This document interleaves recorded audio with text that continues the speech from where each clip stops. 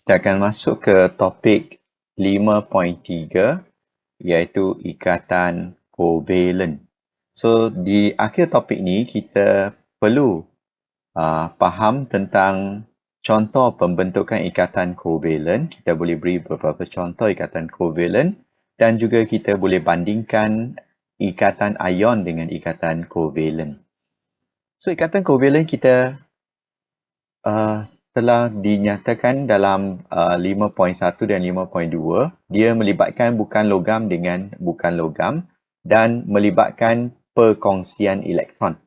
So atom-atom bukan logam, mereka akan berkongsi elektron untuk mencapai, paling penting sekali adalah mencapai susunan elektron oktet atau kita kata duplex yang stabil. Okay, mereka berkongsi. Okay, kata kunci mereka adalah, kita kata untuk ikatan kovalen ni adalah berkongsi elektron. Okay, jenis ikatan kovalen yang kita akan jumpa dalam subtopik ni adalah ikatan tunggal, bermakna kita akan kongsi satu pasang elektron. Ikatan ganda dua, kongsi dua pasang elektron.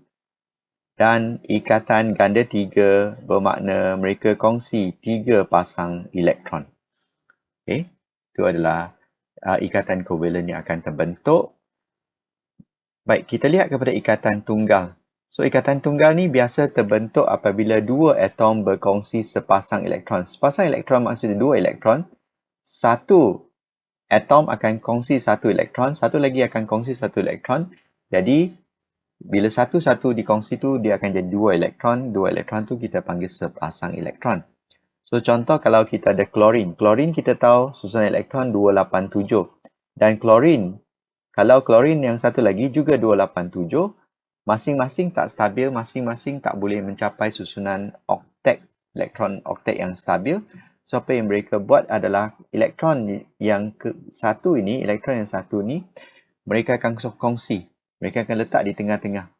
So, perkongsian itu berlaku, maka apa yang berlaku adalah atom klorin depan dengan 1 dan 2 ni akan mencapai susunan elektron oktet yang stabil. Okay, sebab mereka dah kongsi sepasang elektron ni. So, klorin ni kalau kita kira boleh dapat 8 dan klorin ni juga boleh dapat 8 elektron.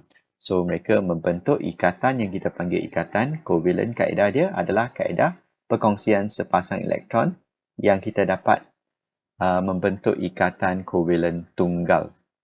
Okay, contoh molekul hidrogen. Kalau kita faham hidrogen ini, kalau kita lihat kepada elektron dia ada satu saja.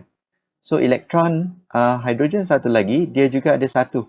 So, masing-masing tak stabil.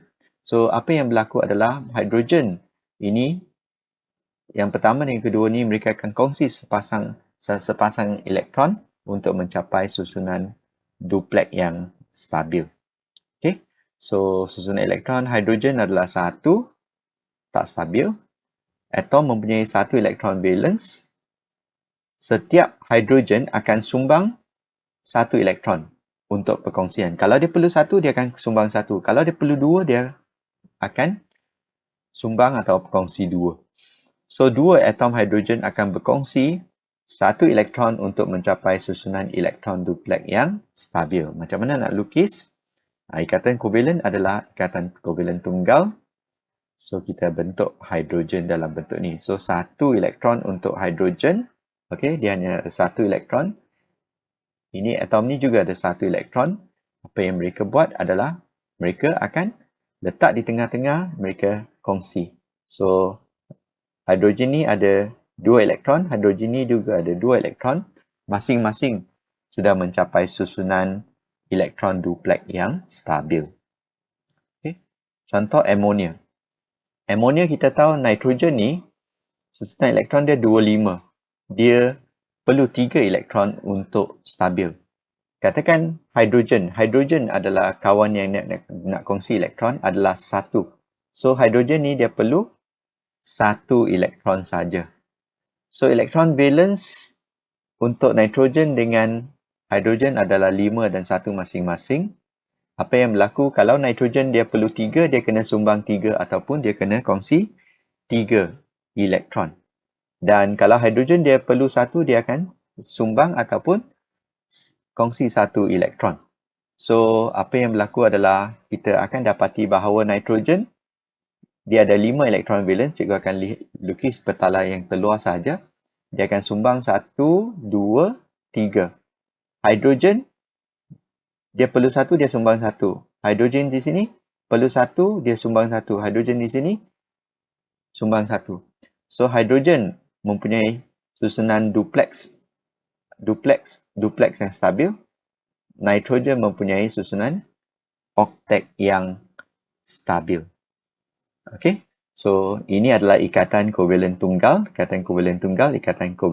Kita ada 3 ikatan kovalent tunggal di sini. So, kita akan bentuk satu molekul yang nama dia NH3. Okey. Ada lukisan di dalam dia tak berapa nampak. Baik, kita tengok kepada molekul air. Molekul air ni kita tahu ada daripada hidrogen dan oksigen. Oksigen ni 2,6 dan hidrogen ni 2,1. So, oksigen ni dia perlu 2 lagi. Hidrogen ni dia perlu 1. Sebab dia nak capai duplex saja. Dia petala pertama saja. Oksigen dia perlu 2. So, kalau dia perlu 2, dia perlu sumbang 2. So, oksigen susunan ini susunan hidrogen 1, oksigen 26. So, elektron valence hidrogen 1, elektron valence atom oksigen 6. So, kalau hidrogen dia 1, dia perlu sumbang 1. Oksigen oleh sebab dia susunan dia 26, dia perlu 2, dia kena sumbang 2 untuk berkongsi. So, apa yang berlaku adalah kita dapati bahawa oksigen, katakan oksigen, cikgu lukis yang petala terluar sahaja. Dia perlu 2, dia akan sumbang 2. Okey. Dia 26, so 6 elektron ni. Kita letak 6 dalam bentuk ni. Hidrogen dia perlu 1, dia akan sumbang 1. Hidrogen di sini perlu 1, sumbang 1. So, hidrogen susunan duplex yang stabil. Hidrogen ni susunan duplex yang stabil. Oksigen susunan oktet yang stabil. Okey, kita ada petala di dalam actually. Tapi cikgu tak lukis lah. Okey. So, ikatan ni ikatan kovalent tunggal. So, ada 2 ikatan kovalent tunggal di sini. So, kita lihat cara membentuk ikatan ganda 2, ikatan kovalent ganda 2. So, ikatan kovalent ganda 2, bila ada, kita kata sumbang 2 pasang elektron. Kongsi 2 pasang elektron. Contohnya oksigen. Oksigen ni 26. Oksigen ni juga 26. So, masing-masing perlu 2 elektron untuk stabil. So, 2 elektron ini, dengan 2 elektron ni, mereka akan letak di tengah-tengah. So, di tengah-tengah ni ada 4 elektron. Atau kita panggil sebagai 2 pasang elektron. So, 2 pasang elektron tu akan berkongsi. So, oksigen ni ada 2, 4, campur tengah ni 4 jadi 8. So, mencapai susunan oktet yang stabil. Oksigen ni, kalau petala valence dia, 2, 4 dengan 4 yang di tengah tu, 8 juga. So, dua-dua oksigen tu sudah stabil. Okay. So, kita akan membentuk susunan oktet yang stabil. Itu adalah ikatan tengah-tengah ni kita panggil sebagai ikatan kovalent ganda 2. Okay, oksigen. Okay, kita tahu dah 26. So, dia ada 6 elektron valence.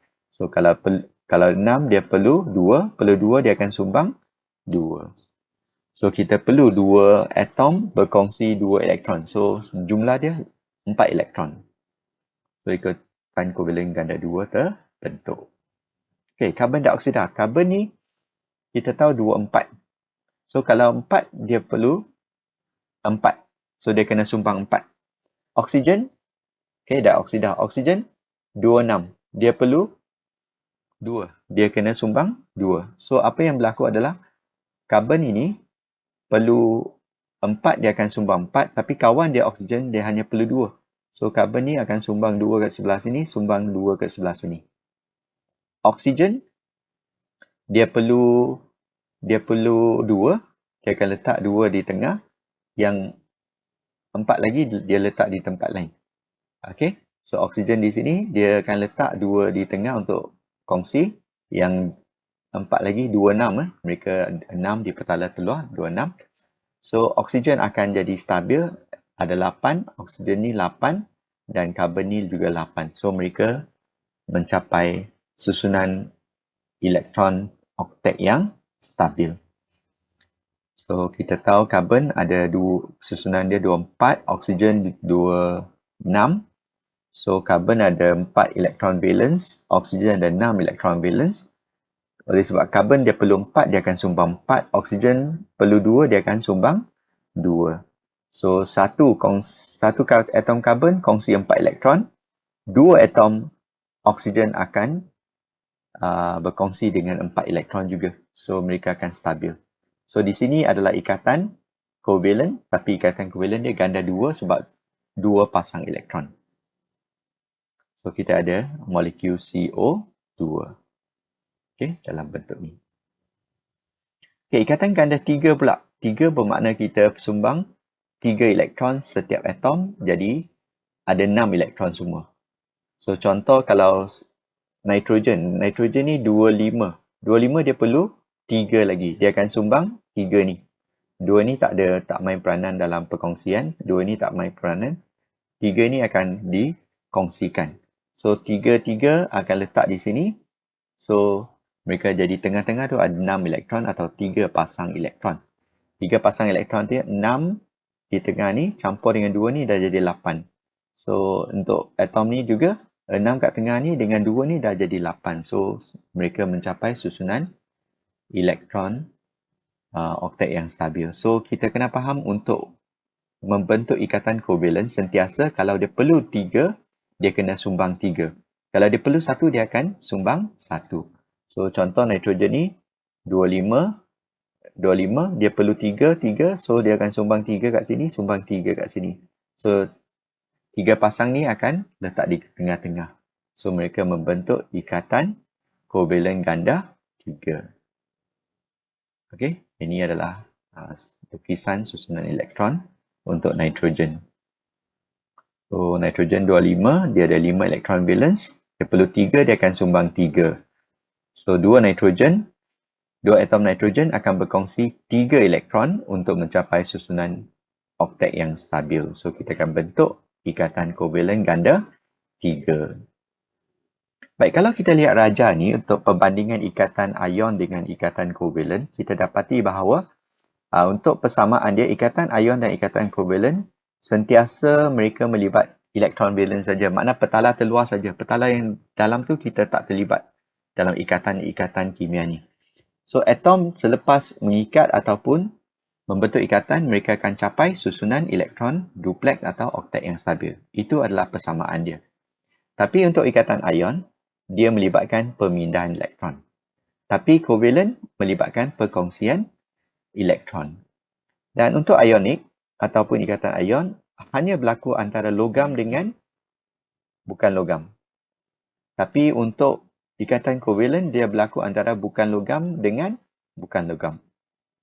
Dan untuk ionik, dia akan membentuk oleh sebab dema dengan terima, dia akan membentuk ion positif dengan ion negatif. Tapi untuk covalent, dia akan membentuk molekul. Okay? Dia akan membentuk molekul bila berkongsi elektron. Itu ialah perbandingan antara ikatan ion dengan ikatan covalent.